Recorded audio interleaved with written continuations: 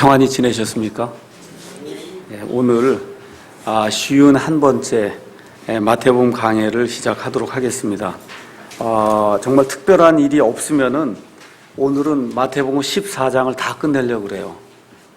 지금까지 이렇게 자세하게 이렇게 성경 말씀을 이제 공부했는데 전체적인 내용들 여러분이 이해하고 계시기 때문에 앞으로는 조금씩 좀 빨리 나가도록 그렇게 하겠습니다. 여러분 나눠드린 그 교재를 먼저 가서 보시면 먼저 지도가 맨 위에 이제 나와 있을 거예요. 그래서 오늘은 잠깐 지리 공부를 간단하게 좀 이렇게 하고, 이미 옛날에 했던 건데 시간이 지나면서 자꾸 우리가 사람이기 때문에 잊어버려요. 그래서 저도 다시 한번 지나간 것을 이제 기억을 하고 예수님 이런 말씀하시는 그런 내용들이 어떻게 된 것인가를 살펴보기 위해서, 그래서 여기 신약시대의 땅이라고 하는 그 지도를 일단 한번 잠깐 보도록 하겠습니다. 여기 가서 보시면 맨 밑에 이두메아라고 하는 데가 있죠. 이두메아가 에돔 땅입니다. 에돔. 그 다음에 그 위로 가서 보시면 예루살렘, 베들레헴 이렇게 나와 있는 이 지역이 유대 지방이에요. 유대. 영어로는 주디아 이렇게 되어 있는데 유대 지방이 있고, 그 다음에 그 위로 올라가시면 사마리아가 있고, 사마리아 위에 가서 보시면 갈릴리가 있죠. 그러니까 유대에서 갈릴리로 가려고 하면 어디를 통과해야 되는 거예요? 사마리아를 이제 통과해야 되는 겁니다. 그 다음에 이제 갈릴리를 지나서 저 위로 올라가면 두로라고 하는 데가 있는데, 거기가 우리가 옛날에 세계사 시간에 배웠던 페니키아라고 하는 그러한 그 나라가 있던 데입니다. 그 옆으로 넘어가셔서 보면 가이사랴 빌립보라고 하는 데가 있죠. 이제 우리가 마태복음 16장에 가서 보시면 예수님이 가이사랴 빌립보 지방에 가셔서 사람들이 나를 누구라 하느냐 하는 그런 질문을 하시잖아요. 거기가 가이사랴 빌립보예요. 그러니까 가이사랴 빌립보 하시면 그냥 유대인들이 사는 그런 지역 중에 맨 꼭대기에 있구나, 이렇게 이제 일단은 생각을 하시면 됩니다. 그 지역이 이름이 이두레라고 하는 그런 지역이에요. 이두레.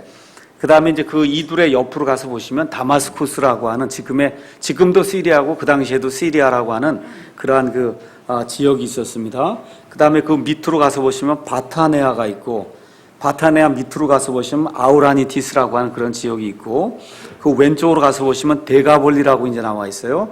데가볼리는 원래가 데카폴리스예요. 우리 옛날 세계사 시간에 배울 때 그리스 이 지역에는 폴리스가 있었다. 그래서 아테네도 폴리스고 스파르타도 폴리스고 도시국가다, 이런 얘기 이제 배웠잖아요. 그러니까 데카폴리스가 되니까 10개의 고을로 구성이 되어 있는 폴리스가 데카폴리스입니다. 그래서 그 데카폴리스 그 위로 가서 보시면 갈릴리 바다가 있고, 갈릴리 바다 밑으로 쭉 내려가는 강의 이름이 그게 요르단 강이에요. 저 위에 가이사랴 빌립보 있는 데서부터 레바논, 그 위가 레바논인데 거기서부터 쭉 흘러가는 그 강이 요르단 강입니다. 요르단 강 저 밑에 가서 보시면 여리고가 있고, 여리고 밑에 사해라고 하는 그러한 그 바다가 이제 그 안에 이제 있습니다. 이렇게 이제 제가 이제 말씀을 드렸습니다.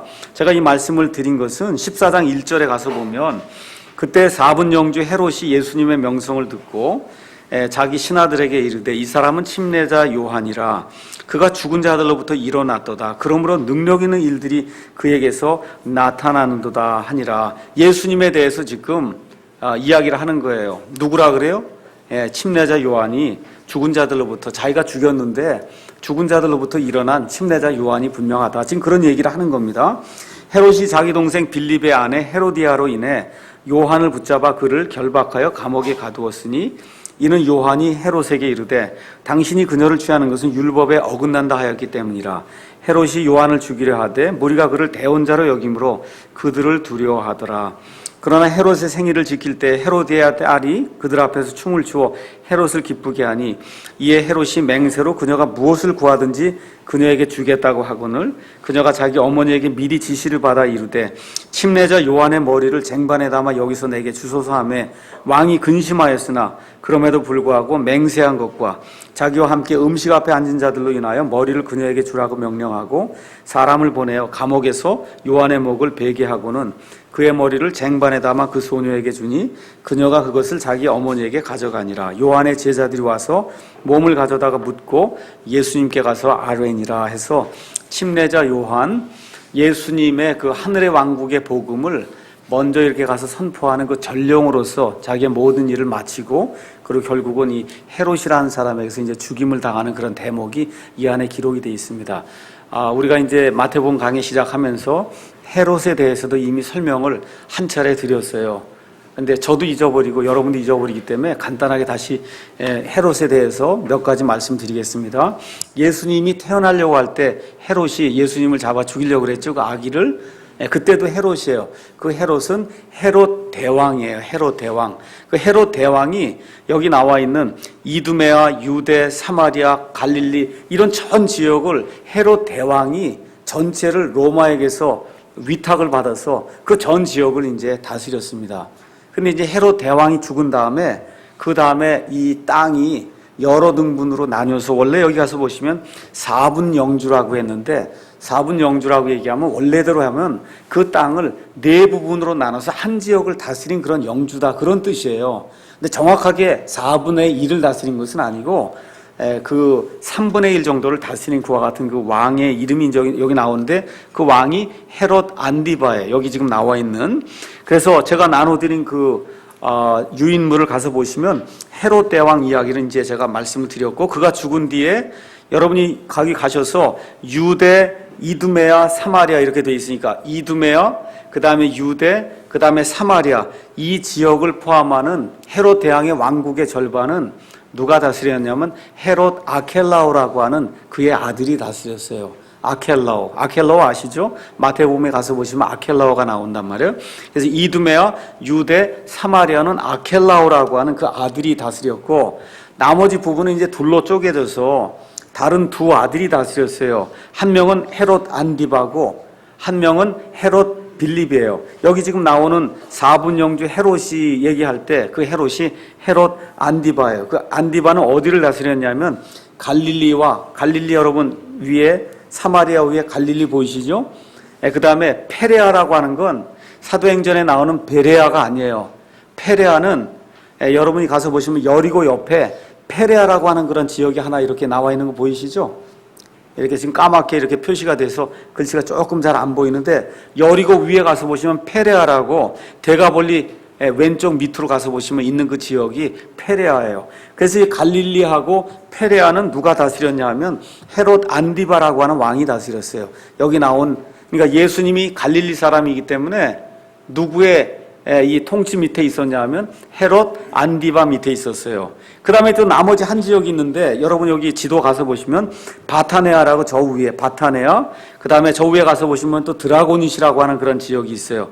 그 다음에 아우라니티스라고 하는 이 맨 오른쪽에 위에 있는 그 지역은 빌립이라고 하는 그런 아들이 다스렸어요. 헤롯 빌립.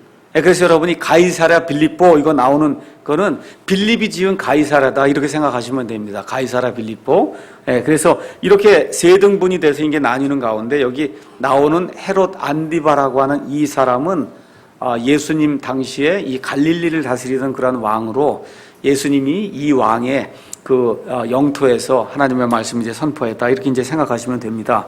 자, 그래서 여기 이 안디바라고 하는 그런 그 왕이 나오는데 완디바는 여기 잘못을 하나 이제 큰 걸 저질렀죠. 어떤 것을 잘못을 했냐면 자기 동생이 있는데 이름이 누구예요? 빌립이라고 하는 또 왕입니다. 그 왕의 아내가 있었어요. 이름이 누구라고요? 헤로디아라고 하는 그런 아내가 있었는데 그 아내를 빼앗아서 자기 아내로 취하는 그와 같은 악행을 저질렀어요. 그러니까 여기 가서 보면 요한이 헤롯에게 직접 얘기한 거죠. 당신이 당신의 아내를 취하는 것은 어디에 어긋나요? 율법에 어긋난다. 우리 유대인들이 하나님의 말씀을 알고 있는 이 율법에 어긋난다 하고 아주 그냥 정면으로 가서 헤롯에게 이렇게 말씀을 전하는 그런 게 대목이 이제 나옵니다. 이렇게 돼서 누구에게 미움을 받게 됐어요? 사실은 헤롯에게 미움을 받은 게 아니고 누구에게? 헤로디아에게 미움을 받게 됐어요. 헤롯은 상당히 마음이 이게 조금 어느 면에서 조금 더 부드러운 사람이에요. 헤롯에 대한 그 얘기를 한번 잠깐 살펴보겠습니다. 헤롯은 이 침례자 요한의 그 이야기를 듣고는 여기 한번 가서 누가복음 3장 1절에 잠깐 가서 보겠습니다. 누가복음 3장 1절에 가서 보시면 이런 말씀이 이제 기록이 되어 있습니다. 이제 카이사르 티베리우스의 통치제 15년에 본디오 빌라도가 유대의 총독으로 헤롯이 갈릴리의 4분 영주로 그의 동생 빌립이 이두레와 드라고니 지방의 4분 영주로, 그 다음에 루사니가 아빌레네의 4분 영주로, 안나스와 가야바가 대제사장으로 있을 때 하나님의 말씀이 광야에서 사가랴의 아들 요한에게 임하니라. 그러니까 여러분이 이제 침례자 요한의 그 기사를 볼 때 누가복음 3장에 그 당시 전 세계를 다스리는 로마의 황제의 이름은 카이사르 티베리우스고, 그렇죠? 그 다음에 그 지역을 이렇게 여럿이 이제 나눠서 했을 때 4분 영주들 이름이 쭉 나오지 않습니까? 이걸 보고 이렇게 했을 때 그 당시에 대제사장은 안나스와 그 다음에 가야바가 이제 동시에 있었을 때도 있어. 원래 대제사장은 한 나라에 한 시기에 한 명만 있어야 돼요. 근데 지금 여기 한 시기에 2명도 있을 수 있는 그런 일들이 이제 기록이 되어 있습니다. 근데 같이 있었던 그런 기간이 얼마 되질 않습니다. 그 다음에 이 당시에 이제 침례자 요한이 와서 이 하나님의 말씀을 이제 선포하는 이제 그와 같은 대목이 있습니다. 그 다음에 누가복음 23장에 가서 보시면 여러분이 이제 나중에 예수님을 잡아서 죽이는 그런 일들이 이제 생기는데, 그 예수님을 잡아서 죽이려고 이 빌라도에게 이제 이거 데리고 왔다가 그 다음에 이제 물어보죠. 이게 누구의 영역에 속했냐 물어보니까 누구에게 속했다 그래요? 헤롯에게 속했다. 이렇게 되니까 헤롯에게 이제 보낸단 말이에요. 그렇죠? 그러니까 헤롯이 이제 자기가 무언가 기적을 좀 바라고 있었는데 이 사람을 통해서 내가 한번 기적을 봐야 되겠구나 이러는데 예수님이 하십니까? 안 하십니까? 안 하시죠? 그래서 다시 돌려보내는 그런 일이 있을 때 거기에 재미난 그런 글이 있죠. 헤롯과 빌라도가 전에는 원수지간이었으나 예수님을 잡아 죽이는 일로 인해서 뭐가 됐어요? 친구가 됐다고 하는 그러한 그 재미있는 그런 기사가 이제 그 안에 이제 기록이 되어 있습니다. 하여튼 어쨌든 이 헤롯 안디바라고 하는 사람은 이 침례자 요한이 와서 하나님의 말씀을 선포할 때 처음에 두려워서 떨었고 그를 하나님의 대언자로 그렇게 여겼어요. 그래서 어느 면에서는 좀 무언가 좀 이렇게 해보려고 하는 그런 마음이 있었는데 이 그의 아내가 된 이 헤로디아가 이 침례자 요한이 와서 직언을 하니까 아주 마음속에 이걸 품고 있다가 때가 딱 되었을 때 지금 이렇게 헤로디아가 일을 꾸며갖고 침례자 요한을 죽이는 그와 같은 일이 그 안에 이제 기록이 되어 있습니다. 자, 그래서 침례자 요한에 대해서는 여러분 이제 마태복음 12장에도 이런 내용들이 있고, 그 다음에 침례자 요한의 그 여러 가지 그 일들은 여러분이 이제 보시면은 성경에 이제 자세히 이제 기록이 되었고 또 제가 말씀을 드렸으니까 넘어가겠습니다. 마가복음 6장 20절에 가서 보면 상당히 그 재미있는 그 말씀이 명확하게 이제 기록이 되어 있습니다. 6장 20절에 가서 보니까 그 내용이 조금 더 자세히 설명이 되어 있어요. 18절에 요한이 헤롯에게 이르되 당신이 당신 동생의 아내를 취하는 것은 율법에 어긋난다 하니 그러므로 헤로디아가 요한과 다투어 그를 죽이고자 하였으되 하지 못하니라. 이는 헤롯이 요한을 의롭고 거룩한 사람으로 알고 그를 두려워하여 그를 주시하며 또 그의 말을 들을 때 많은 일을 행하고 그의 말을 달갑게 들었기 때문이더라. 그러니까 처음에는 헤롯 안디바의 상태가 좋았단 말이에요. 근데 누구를 잘못 만났어요? 헤로디아를 지금 잘못 만나갖고 그래서 아주 인생이 이제 완전히 뒤바뀌는 그와 같은 일이 생깁니다. 그래서 여기 가서 보면 하나님의 말씀을 이렇게 가서 강력하게 전했음에도 불구하고 하나님의 영이 함께 하니까 침례자 요한이 지금 왕에게 가서 지금 말을 전하는 거거든요. 왕이 이 사람 하는 걸 보니까 이건 정말 하나님의 사람이구나. 그렇게 인정을 해줬다는 거예요.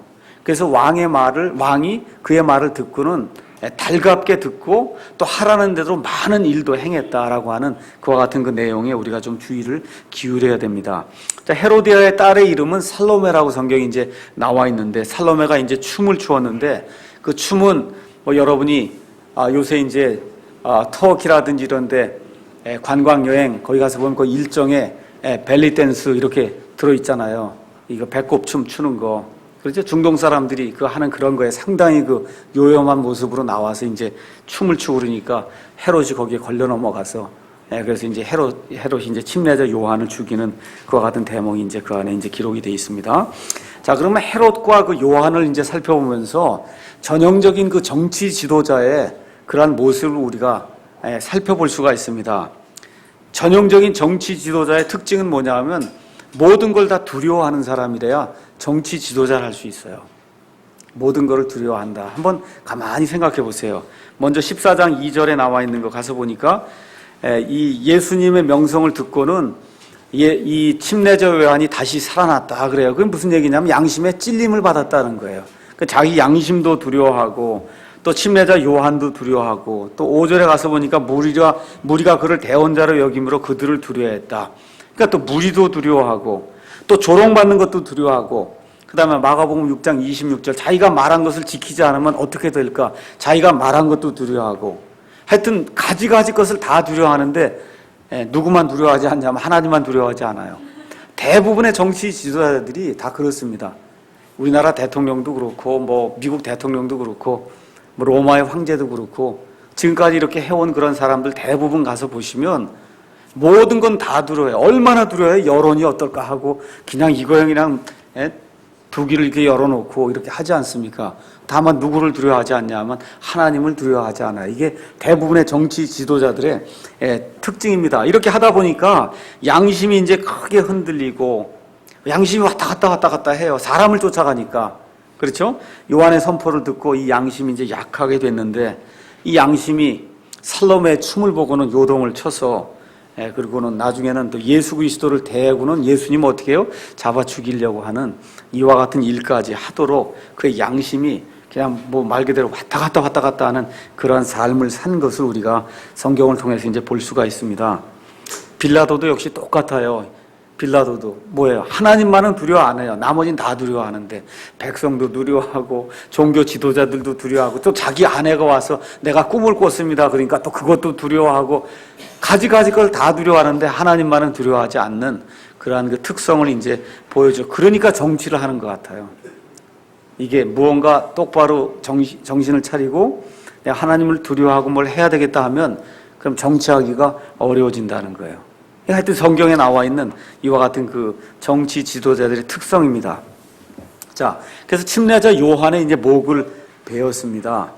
누가복음 1장 17절에 가서 보니까 천사가 나타나서 침례자 요한의 이제 출생을 다 이야기하는 가운데 이 침례자 요한이 어떤 역할을 한다 그럽니까? 누가복음 가서 잠깐 볼까요? 누가복음 1장 17절에 가서 보니까 침례자 요한이 그가 또 엘리야의 영과 권능으로 그분보다 앞서가서 아버지들의 마음을 자녀들에게 돌아오게 하고 불순종하는 자를 의인의 지혜로 돌아오게 하며 주를 위하여 예비된 한 백성을 준비하리라. 이렇게 이제 이야기하는 걸 보니까 침례자 요한이 엘리야의 어떠한 그 표적으로 이 땅에 이제 나타난다고 하는 그런 사실을 우리가 알 수가 있고, 그 다음에 마태복음 17장에 이제 우리가 가서 보시면 나중에 변화산상에서 예수님이 변화산상에 올라갔을 때 두 명이 나타나죠. 누가 나타나요? 누가? 모세하고 엘리야가 또 나타나게 됩니다. 그렇죠? 그때 또 가서 보시면 침례자 요한의 이야기가 또 나와요. 그 다음에 요한복음 1장 25절에도 그렇고, 그래서 이런 것들이 이제 보면서 침례자 요한이 목베임을 당했어요. 사람들이 와서 목을 뱉거든요. 근데 엘리야가 실질적으로 저와 여러분 요한계시록 가서 보시면 두 증인이 나오는데 그 두 증인이 모세와 엘리야가 될 그런 가능성이 많다 이렇게 말씀을 드렸습니다. 그런데 모세와 엘리야가 이 순교로 이제 당하게 되는데 요한계시록 20장 4절 말씀 잠깐 볼까요? 요한계시록 20장 4절에 가서 보시면 그 7년 환란기 동안에 하나님의 말씀대로 살려고 하는 그런 많은 사람들의 그 특징이 있어요. 예수님의 믿음을 간직하려고 하다가 많은 사람이 순교당해서 죽는데 20장 4절 가서 보니까 또 내가 보니 왕좌들과 그것들 위에 앉은 자들이 있는데 그들에게 심판이 맡겨졌더라. 또 내가 보니 예수님의 증언과 하나님의 말씀으로 인하여 어떻게 된 사람들이 있어요? 목베인 자들의 혼들이 있는데, 이렇게 이야기하면서 7년 환란기 때 많은 사람들이 예수님의 그 믿음을 지키기 위해서 순교를 당하는데 어떻게 단두대에서 목이 잘리는 그와 같은 그 어려움을 이제 당한다. 이런 걸로 미루어 봐서 침례자 요한이 지금 목베임을 당했잖아요. 그럼 나중에 이제 두 증인도 순교를 당할 때 목베임을 당할 그런 가능성이 있겠구나. 우리가 이렇게 미루어 짐작해 볼 수가 있습니다. 자, 이게 끝난 다음에 이제 나오는 게 유명한 오병이어의 기적이에요. 오병이어. 여기 사실 병을 쓰면 안 돼요. 원래는 오빵이어 이래야 되는데 빵을 쓸 수가 없으니까 어쩔 수 없이 여기 그냥 오병이어라고 이제 제가 말씀을 이렇게 적었습니다. 빵 5개 하고 물고기 2마리로 예수님께서 5,000명을 먹이시는, 사실은 거기 5,000명인데 좀 이따 이제 보시면 알겠지만 여자와 아이들은 제외하고 남자만 5,000명이라 그랬으니까 적어도 10,000명 이상은 되겠죠. 여자들도 있고 아이들도 있고 다 따지면. 그래서 5,000명 이상을 먹이는 그와 같은 그 기적이 13절, 14절부터 이제 쭉 나오게 됩니다. 그게 끝난 다음에 예수님이 바다 위를 걸어서 가시는 그와 같은 이제 기적이 이제 나오게 되죠. 여기 공관복음이라고 하면 마태복음, 마가복음, 누가복음이 공관복음이에요. 그것은 특별히 예수님의 이 세상에서의 그런 삶을 여러 가지 각도에서 본 거예요. 그래서 이게 마태복음, 마가복음, 누가복음, 이걸 공관복음이라고 얘기하고, 요한복음은 예수님이 하나님이시라고 하는 그런 관점에서, 특히 어느 때 이게 요한복음 기록이 됐냐 하면 AD 90년경에 하나님의 다른 모든 말씀들이 다 완벽하게 주어졌어요. 사도 바울의 서신까지 다 주어져서 교회의 신비까지 몽땅히 다 알려진 그런 상태에서, 그럼 예수님이 누구시냐? 그분을 총정리한 게 그게 요한복음이에요. 요한복음. 그러니까 나머지 3개 복음하고 요한복음은 가서 읽어보시면 내용이 완전히 많이 다르다고 하는 그런 사실을 알 수가 있습니다. 요한복음에는 예수님의 여러 가지 지상에서의 그런 사역이 자세히 기록이 되어 있질 않아요. 예수님이 하나님이시라고 하는 거기에 초점을 두고 그분이 하나님으로서 하신 그런 일들, 그분을 믿어야만 구원받는다고 하는 그 사실, 이방인이든 유대인이든 상관없이 그분을 믿어야 구원받는다는 그런 사실이 요한복음에 자세하게 이렇게 기록이 돼 있어서 로마서라든지 이렇게 연결이 돼서 하나님의 그 복음의 말씀을 선포하는데 아주 좋은 그런 말씀이고, 여기 마태, 마가, 그 다음에 여기 누가는 대상이 특별하게 지정이 돼 있어요. 마태복음은 유대인들에게, 그렇죠? 마가복음 아니면 또 누가복음은 그 당시에 로마 사람들, 로마 이방인들, 이 전체를 향한 그런 말씀으로, 또 유대인들의 왕으로 오신 분으로서 예수님을 설명할 땐 마태복음이 필요했고, 종으로 오신 그 예수님을 설명해야 될 때는 마가복음이 필요했고, 그렇죠? 또 사람의 아들로 오셔서 사람으로서 겪은 그런 것들을 이제 표현할 때는 또 누가복음이 필요했고, 그래서 또 하나님의 말씀이 율법에 가서 보면 두세 증인의 입의 말로 내 말을 확증하리라 말씀했기 때문에 하나님이 하신 그런 말씀을 두세 증인, 마태, 마가, 누가라고 하는 두세 증인의 그러한 그 말씀을 가지고 하나님의 말씀을 확증해 주기 위해서도 이 복음서 3개가 공관복음으로 이렇게 존재해야 될 그런 필요가 있었습니다. 근데 여러분이 가서 보시면 이 공관복음서 안에는 같은 내용이 많이 기록된 게 있어요. 예를 들어 우리가 지난번에 살펴본 누룩의 비유라든지 겨자씨 비유라든지 이런 거 가서 보시면 마태복음에도 있고 마가에도 있고 누가에도 있고, 어떤 건 2군데만 있고 어떤 건 3군데도 있고 이렇게 돼 있어요. 그런데 여기 나와 있는 오늘 이제 보려고 하는 오병이어의 기적은 4군데 다 나와 있는 거예요. 마태, 마가, 그 다음에 누가, 그 다음에 요한복음까지 해서 4복음서에 몽땅히 기록되어 있는 그러한 기적이에요. 그러니까 상당히 이게 중요한 기적이죠. 특별히 어디에 제일 많이 기록이 되어 있냐면 요한복음서 6장에 가장 많이 기록이 돼요. 아주 자세하게 기록이 되어 있어요.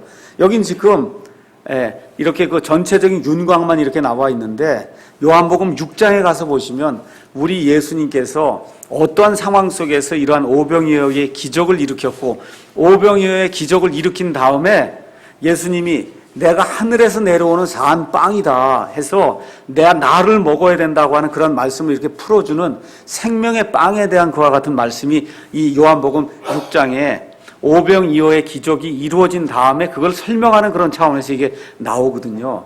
그러니까 여기하고 요한복음 6장을 같이 가서 쭉 살펴보시면 이게 엄청나게 중요한 그런 사건이기 때문에, 그래서 하나님께서 4복음서 모두에 자세하게 이 내용을 기록해 놓았구나, 우리가 그렇게 이야기를 해볼 수가 있습니다. 여기 13절하고 14절 말씀을 제가 읽어보겠습니다. 예수님께서 그것을 들으시고 배를 타고 거기를 떠나서 따로 외딴 곳으로 가시니 사람들이 그것을 듣고 도시들에서 나와 걸어서 그분을 따라가매, 예수님께서 나아오셔서 큰 무리를 보시고 그들을 불쌍히 여기는 마음을 가지사 그들의 병든 자들을 고쳐주시니라 하면서 이제 저녁이 되매, 낮에 어떻게 했어요? 병든 자들을 고쳐주시고 저녁이 되었을 때 이 오병이어의 기적을 일으켜서 허기지고 정말 갈 데가 없는 이와 같은 군중들을 먹이시는 그와 같은 그 기적의 내용이 이제 기록이 되어 있습니다. 제가 여러분에게 먼저 14절에 있는 말씀을 드릴게요. 여기 영어로 가서 보시면 Jesus went forth and saw a great multitude and was moved with compassion 이렇게 되어 있습니다. compassion toward them 이렇게 그들을 향해 compassion을 가지고 예수님이 움직여졌다. 감동을 받았다. 이런 얘기예요. compassion이라고 할 때 com은 공통이다 그런 뜻이에요. passion은 고난이라는 뜻이에요. 예수님이 저 무리를 보시고는 저 무리와 똑같은 그런 고난을 가지셨다는 거예요. 원래 그런 뜻이. 근데 우리말은 그들을 그냥 불쌍히 여겼다 이렇게 되어 있는데 여기 원래 기록된 그러한 그 그리스말, 저는 뭐 그리스말이 이렇다 영어가 이렇다 자주 이야기하지 않는 그런 편인데 여기 말씀은 제가 꼭 드려야 돼요. 왜 그러냐면 이게 단순하게 불쌍히 여기는 그런 정도가 아니고 예수님이 지금부터 약 2000년 전에 이 땅에 지금 유대 땅에 그 살고 있던 그런 서민 대중들이 갈 데가 없는 거예요. 정치 지도자들은 부패해서 자기들 먹을 것만 찾으러 돌아다니고 종교 지도자들은 법을 만들어서 얼검해서 사람들 죽이려고 하고 먹을 것도 없고 중간에 껴서 맨날 전쟁하고 그렇죠? 이런 가운데 메시아라도 와서 좀 어떻게 하든지 우리를 좀 구해주면 좋겠다 하는 그런 그 열망이 얼마나 간절했겠어요 그 당시에. 이런 사람들이 지금 예수님이 나타났다고 하니까 하던 일을 다 접어두고 지금 예수님이 누구신가 하고 지금 찾아오는 그걸 예수님 내려다보시고 그들을 불쌍히 여기셨다 이렇게 돼 있는데 이 원래 그 말의 뜻이 뭐냐면 내장이 찢어지는 그런 아픔을 느끼셨다는 뜻이에요. 그러니까 제가 이 옛날에 목회를 하다가 이제 실패를 하고 몇 년 동안 아무것도 못하고 정말 이렇게 좌절한 그런 상태에서 사는 가운데 목사가 뭔가, 목회가 무언가 이런 것들이 이제 책을 읽고 하는 가운데 우리 김남준 목사님의 책들을 많이 읽었습니다. 정말 좋은 그러한 그 목회자로서의 그러한 그 소양을 이렇게 길러주는 그런 책들 읽는 가운데 그분도 여기 이 말씀을 하시는 거예요. 그리스말 이 단어를 가서 보면 내장이 찢어지는 그와 같은 그 아픔을 예수님이 공유하셨다는 거예요. 저 사람들하고 같이. 그러니까 목회자가 그게 없으면은 그런 목회를 할 수 없다. 그런 이야기를 하더라고요. 그래서 여기 이 내용이 불쌍히 여기셨다고 하는 그런 말이 여기 9장 36절에도 있고 18장 20절에도 있고 마가복음 1장 41절, 6장 34절 등 여러 가지가 있는데 이 백성들 이렇게 내려다 보실 때 심장, 간, 그 다음에 폐, 그 다음에 위, 소장, 내장, 신장 할 거 없이 이 배 안에 들어있는 그 모든 내장이 찢어지는 듯한 그런 느낌을 예수님이 받았다는 거예요. 그게 그리스말에서 들려주고 싶은 그런 말이라는 겁니다.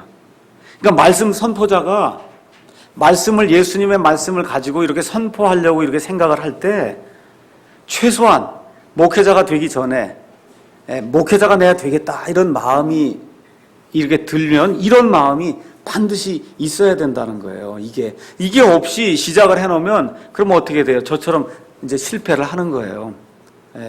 방법이 없어요. 그렇게 될 수밖에 없거든요. 그 하나님의 말씀을 이렇게 대하는 사람이 어떻게 이 강단에 서서 킥킥대고 코미디하고 그렇죠? 가서 유행가 부르고 이게 도대체 할 수 있는 일이에요? 심장이 지금 막 찢어지려고 하는 이런 심정으로 여기 서서 말씀을 선포해야 되는데 이 목회자들 지금 설교하는 거 유명하다는 사람들 들어봐요. 하는 것들 보면 가관이에요. 가관. 예수님하고는 전혀 상관없는 그와 같은 식으로 이게 말씀을 전하니까 헛개비들은 많이 몰려들어도 안 되게 돼 있습니다. 그게 숫자는 많아도 되지 않게 돼 있어요. 맨날 얘기하는 게 콜게이트, 록펠라, 제이씨페니 뭐 이거 들어갔고 뭐 예수 믿으면 잘 산다. 맨날 그 얘기잖아요. 아주 단골 메뉴에 콜게이트, 치약 있잖아요. 콜게이트, 치약 거기가 제이씨페니 백화점의 왕. 또 요새는 또 뭐 링컨이 자 백악관을 기도실로 바꿨다고. 그 다 쓸데없는 링컨은 믿는 사람이 아니에요. 진정으로 거듭난 그런 그리스도인이다. 그렇게 볼 수가 없어요. 그걸 목사가 제목을 백악관을 뭐 기도실로 바꾼 뭐 링컨 어쩌고 해갖고 써놓으니까 뭐가 되는 줄로 알고 이렇게 생각해갖고 하니 이게 안 되는 거예요. 안 돼요. 또 한편에서는 제가 아침에 말씀드린 대로 여기 가서 보면 청직이라고 하는 이러한 제목으로 제임스 낙스 목사님이 설교자들을 위한 설교를 해놓은 걸 이제 제가 받았어요.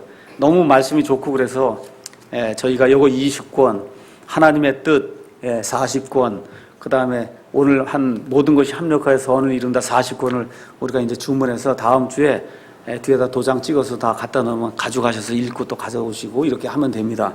제가 이 뒤에 이 미국 교회에도 어떤 문제가 있나 한번 읽어볼게요. 당신은 목사로서 성경에 있지 않은 규칙들을 만들어서 교회에서 실행하고 있지는 않나요?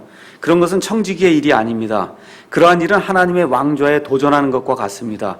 왜 많은 교회들에 문제가 생기는지 아십니까? 목사들이 성도들을 하나님의 말씀으로 돌보려고 하지 않고 자신들의 뜻과 자신들이 만든 법으로 그들에게 강요하려고 하기 때문입니다. 지배하고 명령하고 억압하고 지시하고 강요하고 권력을 사용하는 것은 사람들의 행동을 바꿀 수는 있습니다. 그러나 사랑과 은혜만이 사람들의 마음을 변화시킬 수 있습니다. 저는 단순히 설교만 하는 사람이 되고 싶지 않습니다. 저는 섬기는 사람이 되고 싶습니다. 단지 진리를 선포하기를 원하지 않습니다. 저는 제 자신이 진리의 전형적인 예가 되고 싶습니다. 저는 단지 올바른 삶의 필요성을 주장만 하고 싶지 않습니다. 제 스스로 올바르게 살기를 원합니다. 선한 청지기가 되십시오 하고 지금 이 말씀을 이렇게 줬거든요. 우리 교회 목사가 아닌 사람, 아니고 앞으로 하지 않을 사람도 읽어두면 좋아요. 왜? 이런 정도의 여러분과 저가 목사에 대한 표준을 갖고 있어야 다른 교회를 가도 목사가 이 정도는 돼야 된다 얘기할 수 있을 거 아닙니까? 저한테도 그렇게 얘기하셔야 되고 저한테도 그렇거든요. 그러니까 지금 여기 예수님이 가장 큰 목자잖아요. 지금 예수님이 가장 큰 목사예요. 목사 중에 제일 큰 목사가 예수님이에요. 그렇잖아요. 지금 예수님이 이 군중들 말씀도 없죠. 굶주렸죠. 허기지죠. 지금 말 그대로 찌들린 채로 나오는 그 군중들을 볼 때 내장이 찢어지는 듯한 그런 느낌을 가졌다는 겁니다. 이게 목회를 하려고 하는 그런 사람들의 최소한 초심은 그래야 된다는 거예요.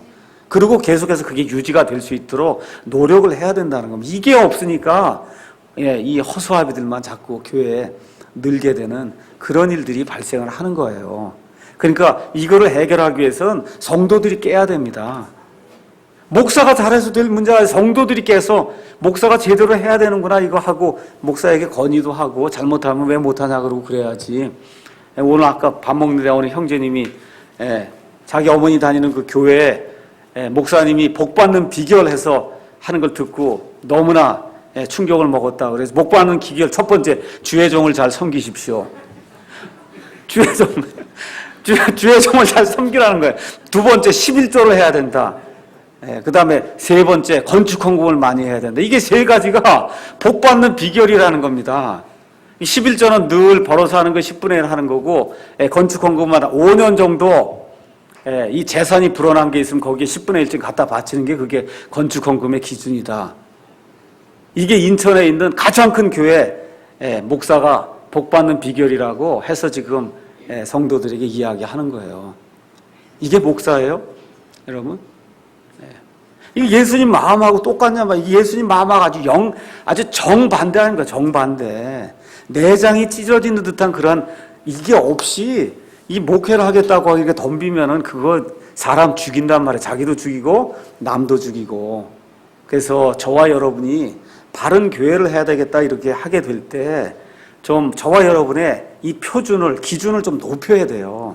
목사가 어떤 사람이고 이거 좀 기준을 높여야 됩니다. 그거의 가장 중요한 기준이 여기 지금 나와 있는 것처럼 내장이 찢어지는 듯한 그런 느낌, 그 영혼의 갈급함과 그 다음에 그 이후에 영혼의 갈급함을 채워주시고 또 뭐를 채워주세요? 예수님이 생명의 빵이 되신 그 예수님이 육신의 갈급함도 채워주시잖아요. 저는 그건 못해요. 그렇지 않습니까? 예수님은 물론 하나님이시기 때문에 그것까지 이제 가능하셨잖아요. 그러니까 전체적인 그런 내용이 뭐냐면 영혼의 갈급함을 채워줄 수 있는 이런 데서는 킥킥대고 코미디하고 이런 말은 나올 수가 없다는 겁니다. 그래서 이런 것들 정말 잘 생각을 하셔서 그런 목회자들을 우리 교회에서 좀 키워내야 되겠다. 계획을 세우지 않아요. 하나님이 해 주시리라고 믿고 저와 여러분이 그걸 놓고 기도를 하셔야 돼요. 우리 가운데 이런 목회자가 좀 많이 나올 수 있도록 하나님께서 우리에게 은혜를 베풀어 주십시오. 이 교회가 그런 걸 할 수 있는 장이 될 수 있도록 그렇게 해 주십시오. 저는 계획을 못 세웁니다. 여러분께서 같은 마음으로 한 성령이 역사하셔서 같은 마음으로 그걸 갖게 되고 그런 목표를 놓고 추구하게 될 때 우리 하나님께서 좋은 걸 왜 안 주시겠어요? 믿습니까? 그래서 그걸 우리가 추구를 해야 됩니다. 15절에서 이제 19절에 오병이어의 그 기적의 상세 내용이 이제 나와 있습니다. 저녁이 되매 그분의 제자들이 그분께 나와 이르되 이곳은 외딴 곳이요 때도 이제 지났으니 무리를 보내어 그들이 마을로 들어가 양식을 사게 하소서 하거늘 예수님께서 그들에게 이르시되 그들이 떠날 필요가 없다. 너희가 그들에게 먹을 것을 주라 하시매 그들이 그분께 이르되 여기 우리에게는 빵 5개와 물고기 2마리밖에 없나이다 하니 그분께서 이르시되 그것들 이리로 내게 가져오라 하시며 무리에게 명령하사 잔디에 앉게 하시고 빵 5개와 물고기 2마리를 취하사 하늘을 우러러 보시며 축복하시고 빵을 떼어 자기 제자들에게 주시며 제자들이 무리에게 주니 그들이 다 배불리 먹고 남은 조각을 12바구니에 가득 거두었더라. 먹은 자들은 여자들과 남자들 외에 남자 5,000명쯤 되었더라. 이제 성경이 그렇게 기록이 되어 있습니다. 여기 똑같은 말씀이 마가복음, 누가복음, 또 요한복음에 있는데 또 다른 데 가서 보시면 날이 많이 지났다 이렇게 표현이 되어 있어요. 낮이 많이 지났다는 얘기예요. 그 얘기는 뭐냐면 한 7시나 8시나 뭐 이쯤 이제 시간이 되었을 때 예수님께서 제자들은 뭐 믿음이 없으니까 이걸 어떻게 먹입니까? 200데나리온. 한 데나리온은 보통 일하는 사람이 하루 일할 때 버는 돈이 한 데나리온이에요. 그러니까 뭐 지금 한 사람이 밖에 나가서 노동을 해서 한 10만 원 번다. 이렇게 생각하면 200일을 일해야 된다는 거예요. 그럼 얼마야? 한 2천만 원쯤. 2천만 원어치는 빵을 사와야 이 사람들 먹일 수 있습니다. 지금 그렇게 얘기를 하는 겁니다.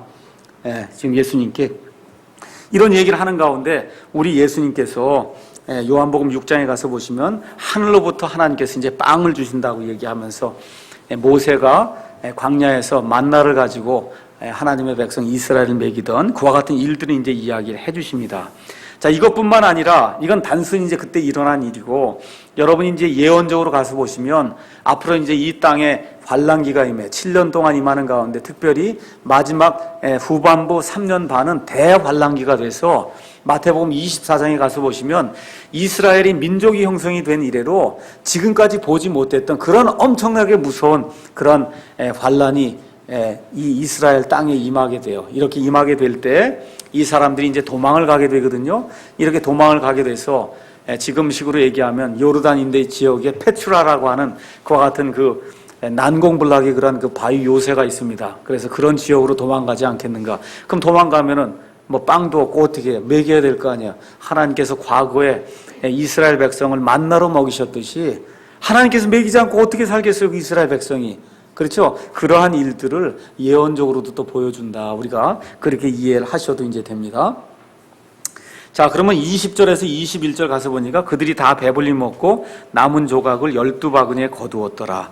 먹은 자들이 이제 여자들과 아이들 외에 남자만 5,000명 되었다. 다른 데 가서 보시면 4,000명을 먹인 그런 기적도 있고 할 때는 아예 여자하고 아이들은 아예 빼고 먹은 사람들은 남자 5,000명이다. 이런 식으로 이제 나옵니다.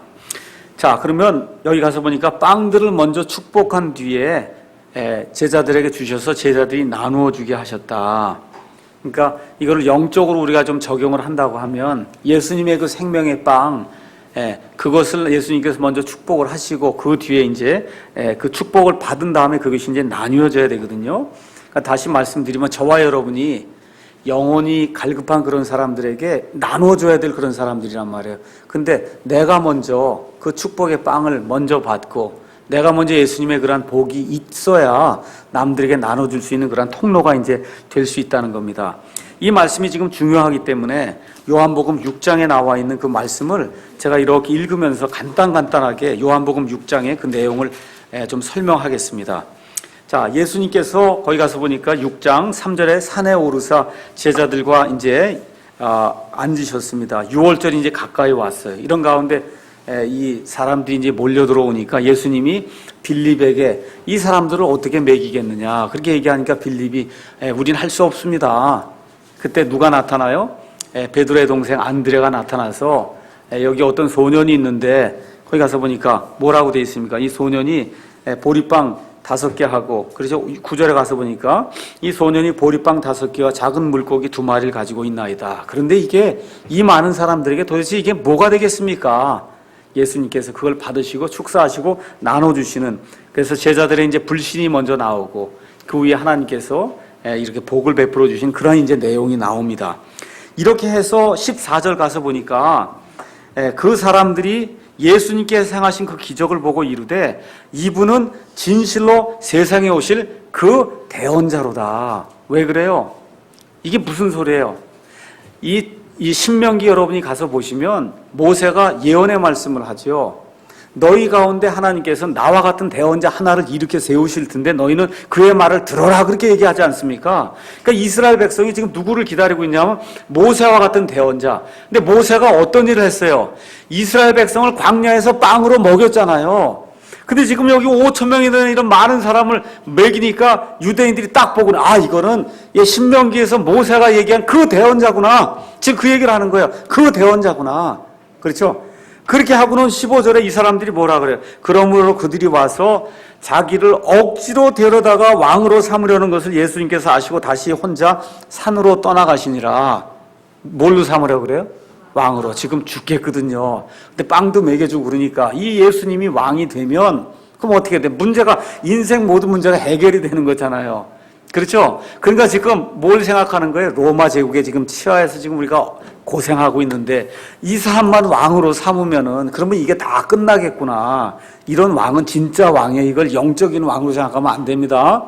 진짜 왕으로 삼으려고 했는데 예수님의 때가 지금 이때 왕이 되는 거예요? 아니에요. 아니에요. 예수님이 물러나셔서 피하시죠. 그 자리를. 때가 아닌 거를 탐하면 하나님을 시험하는 거예요. 진짜 왕으로 삼으려고 그러는 거예요. 이 개혁성경이 이런 거 임금 삼는다 그랬는데 왕으로 삼아야 왕국하기 연결이 되는 거 아닙니까? 그렇죠? 임금, 나라 이렇게 되면 이게 안 되는 거예요. 왕, 그럼 왕국 이렇게 돼야 되기 때문에 우리가 딱 처음부터 끝까지 왕은 왕으로, 왕국은 왕국으로 이렇게 번역을 이렇게 하는 겁니다. 자, 이렇게 이제 이야기가 다 된 다음에 이제 그분의 제자들이 이제 바다로 내려가서 이제 바다 건너편으로 가는 그런 모든 내용이 이제 나오고 60절 이제 그 다음 장으로 이제 넘어가서 22절에 이제 이 사람들이 예수님이 바다 건너편으로 간 걸 보고는 예수님을 쫓아서 이제 또 가는 거예요. 예수님 쫓아서 가는 거예요. 그랬더니 26절에 예수님께서 그들에게 대답하여 이르시되 진실로 진실로 내가 너희에게 이르노니 너희가 나를 찾는 것은 기적들을 보았기 때문이 아니요 빵을 먹고 배불렀기 때문이다. 그러니까 뭐예요? 이 왕을 삼으려고 하는 것도 왜 그렇다는 거예요? 인생 문제, 이거 먹고 사는 문제 해결하려고 나를 왕으로 삼으려고 그러는구나. 지금 예수님이 그 얘기하는 거예요. 이 기적을 봤으면, 그렇죠? 이게 하나님의 시간표에서 지금 무슨 일이 일어나려고 하는 거예요. 이거 생각을 하고 지금 달려들어야 되는데 그 생각은 아예 안 하고 먹고 사는 문제만 좀 해결해 주십시오. 지금 그 얘기를 하는 겁니다. 그러니까 우리 예수님이 27절에 썩어 없어진 양식을 위해 수고하지 말고 영존한 생명이 이르도록 항상 있는 그 양식을 위해 수고해라. 그건 사람의 아들이 너에게 주리라. 그렇게 얘기했더니 이 사람들이 갑자기 나오는 응답의 말이 뭐냐 하면 그러면 우리가 어떻게 하나님의 일들을 할 수 있습니까? 엉뚱한 말이잖아요 지금. 그래도 우리 예수님이 하나님께서 보내신 자를 믿는 게 하나님의 일이니라. 이 사람들은 그것도 28절에 가서 보니까 하나님의 일이라고 얘기를 안 하고 뭐라 그래요? 하나님의 일들. 뭐가 일이 많은 걸로 생각을 하는 거예요. 이것도 하나님의 일, 저것도 뭐 일들이 많은데 이런 일들을 우리가 다 어떻게 할 수 있습니까? 하나님의 일은 한 가지다. 뭐예요? 하나님 아버지께서 보내신 자를 믿는 게 하나님의 일이다. 맞습니까? 예수님이 그 말씀을 이제 해주시는 거예요. 그게 끝나고 나기서는 할 말이 없으니까 30절에 가서 그들이 그분께 이르되 선생님께서 무슨 표적을 보이사 우리가 보고 선생님을 믿게 하시겠습니까? 그 얘기는 알아들은 거예요. 아, 하나님이 보내신 자, 자기를 하나님이 보내신 자라고 지금 그러는구나. 이 유대인들이 이해를 했단 말이에요. 근데 유대인들은 병이 하나 있어요. 무슨 병이 있어요? 하나님이 뭘 보냈으면 표적이 있어야 되는 거야, 표적.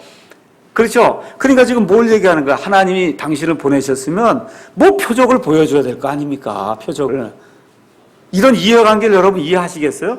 예, 유대인들은 표적을 봐야만 되니까. 예, 그러니까 무슨 표적을 보여주십니까? 기록된 바 그가 그들에게 하늘로부터 빵을 주어 먹게 하였다. 옛날에 우리 조상들 그때 하나님이 모세를 보냈는데 모세는 어떤 표적을 보였어요? 하늘에서 만나를 모세가 보내는 그런 표적을 보냈는데 그래도 하늘에서 적어도 뭐 빵이 떨어지게 하는 그런 일을 좀 해야 당신이 하나님으로부터 온 사람인 줄 우리가 알지 않겠습니까? 지금 그 얘기를 지금 하고 있는 겁니다. 그랬더니 예수님께서 32절에 진실로 진실로 내가 이르노니 모세가 그 빵을 준 게 아니다. 누가 줬다는 거예요? 하나님 아버지가 주셨다. 그 말씀을 이제 이야기하면서 하나님의 빵은 하늘로부터 내려와 세상에 생명을 주는 잔이라. 빵이 이런 빵이 아니라 뭐라고요? 생명을 주는 사람이 예수님이잖아. 그 사람이 빵이다. 지금 그 얘기를 해주시면서 과거에 모세를 통해서 이런 기적을 일으킨 것은 그건 하나의 표적으로 이 앞으로 다가올 그런 진짜 일들을 보여주기 위한 예표로 그게 주어진 거지. 이 예표에서 이제는 진짜를 구해야 된다. 그거는 사람이다, 사람. 이 빵이 아니고 그 얘기는 이제 예수님이 말씀해 주십니다. 그런 다음에 예수님께서 제자 그 사람들이 주여 그 빵을 항상 우리에게 주십시오. 이 사람들은 지금도 계속 그거 만나만 생각하고 항상 주십시오 지금 얘기를 하니까 예수님이 그들에게 이르시되 내가 곧 생명의 빵이니 내게 오는 자는 결코 줄이지 아니할 것이요 나를 믿는 자는 결코 목마르지 아니하리라. 이 말씀을 이제 다 얘기하니까 41절에 가서 이 사람들이 실족하게 되죠. 아니 이 사람이 자기가 하늘에서 내려온 빵이라니. 이 사람 아버지가 요셉이고 어머니가 마리아고 형제 자매가 있는 거 우리가 다 아는데 아니 자기가 자기 입으로 자기가 하늘로부터 내려온 빵이라 그러니 이게 도대체 무슨 말이냐. 그 얘기를 이제 얘기를 한단 말이에요. 그렇죠? 그 다음에 이제 51절에 예수님께서 다시 한번 나는 하늘로부터 내려온 살아있는 빵이니 사람이 이 빵을 먹으면 영원히 살리라. 내가 주고자 하는 빵은 곧 세상의 생명을 위해 내가 주고자 하는 내 살이로다. 그러니까 야 이거 뭐 큰일 난 거죠. 이 살을 뜯어 먹으라고 지금 이렇게 얘기를 하니까 얼마나 큰일 난 거예요 이게. 여기서부터 이제 로마 카톨릭 교회에 미사가 나오는 거예요. 여기서부터. 알겠죠? 여러분이 개신교회 이런 교회 가면은 소위 성만찬이라고 하는 걸 때 이거 읽는 거예요. 이거 어떻게 53절부터 51절부터 읽는 거예요. 왜 주고자 하는 내 살이로다 이렇게 얘기한 다음에 예수님께서 그들에게 이르시되 진실로 진실로 내가 너희에게 이르노니 너희가 사람의 살을 먹지 아니하고 그의 피를 마시지 않으면 너희 속에 생명이 없느니라. 이게 뭐예요? 카톨릭 교회 미사예요. 신부가 떼어주는 그 빵 조각하고 신부가 나눠주는 그 포도주, 물론 지금은 나눠주지 않고 신부만 먹지만 그 잔을 마셔야 뭐라는 거예요? 그래야 생명이 있다. 그게 없으면 생명이 없다는 거예요. 이 말씀을 읽으면서 성만찬을 지금 하고 있어요. 여러분 이거 주의 만찬은 이때 제정이 된 거예요? 언제 제정이 된 거예요? 주의 만찬은 이때 주의 만찬이 제정이 된 거예요? 아니에요. 언제 주의 만찬이 제정이 된 거예요? 예수님 돌아가시기 바로 전날 밤에 제정이 된 거니까 이거는 주의 만찬하고 상관이 있어요, 없어요? 없어요. 주의 만찬하고 상관이 없어요. 그거를 바꾸어 놓고는 신부가 와서 이게 축사를 하면 이게 진짜 예수님의 살이 되고 진짜 예수님의 피가 되기 때문에 이거를 꿀꺽 마시고 떼어서 먹어야만 생명이 있다고 주장하는 거 그게 카톨릭의 미사예요. 그걸 이용해서 이거 읽는 거예요. 이거는 주의 만찬하고 아무 상관이 없는 구절이에요. 아무 상관이 없어요. 왜 상관이 없냐? 그 다음에 가서 한번 읽어보겠습니다. 63절 가서 한번 보세요. 63절에 예수님이 진짜 살을 띄어 먹으라 그랬냐? 그게 아니잖아요. 살리는 것은 영이며 육은 아무것도 유익하게 하지 못하니라.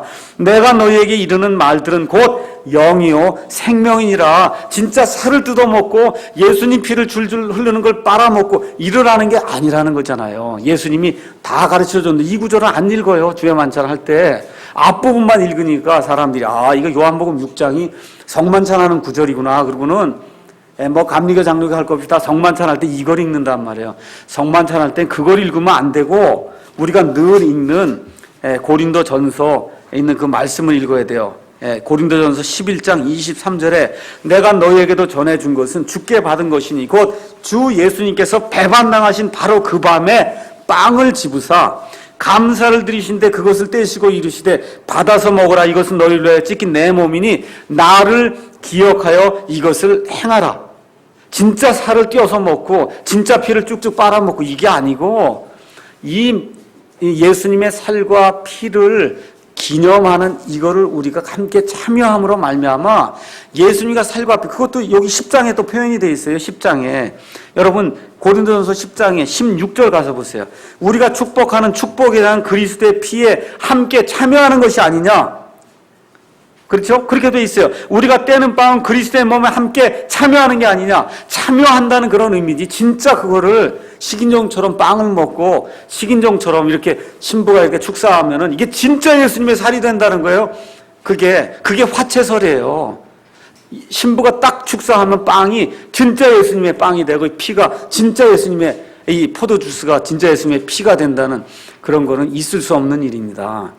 그래서 여기 오병의 이 기적을 통해서도 여기서도 또 잘못된 이러한 교리가 나오는 거예요.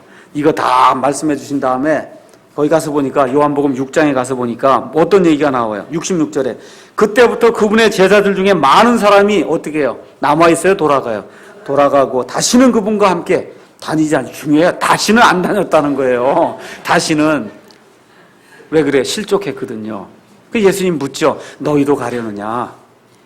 그랬더니 뭐라 그래요? 생명의 말씀이 여기 있사온데 우리가 어떻게 갈 수 있습니까? 이 고백이 저와 여러분의 고백이 되기를 예수님의 이름으로 축원합니다. 생명의 말, 목사가 있으니까가 아니에요. 교회가 좋으니까가 아니에요. 뭐가 있어야 돼요? 생명의 말씀이 여기 있사온데 우리가 어찌 갈 수 있습니까? 이 말씀이 저와 여러분의 평생 동안 저와 여러분을 진리로 이끄는 그런 귀한 하나님 말씀이 되기를 축원합니다. 여기까지 하겠습니다.